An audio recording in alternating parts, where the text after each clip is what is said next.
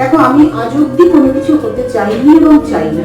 যা কিছু হয়েছে বাইরে হয়, তো সবটা আমাদের নিজেদের ভেতর থেকেই অনেক সময় হয়ে যায়।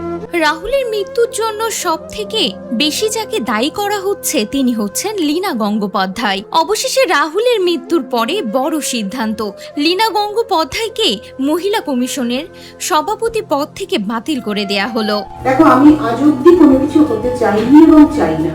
গত 29শে মার্চ তালসারিতে ভোলে বাবা পারকারেগা ধারাবাহিকে শুটিং চলাকালীন মর্মান্তিক মৃত্যু হয় অভিনেতা রাহুল অরুণোদয় বন্দ্যোপাধ্যায়ের।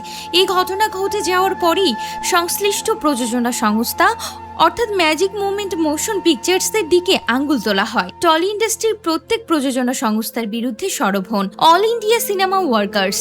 তাদের তরফ থেকে আইনি পদক্ষেপের দাবিও জানানো হয় এবং ক্ষতিপূরণের কথা বলা হয় 1 কোটি। এসবের মধ্যে এবার বড় সিদ্ধান্ত নিলেন চিত্রনাট্যকার লীনা গঙ্গোপাধ্যায়।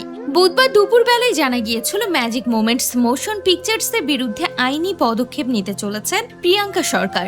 ওই প্রযোজনা সংস্থার বিরুদ্ধে এফআইআর দায়ের করতে চলেছেন প্রিয়াঙ্কা, এমনটাই জানা গিয়েছিল।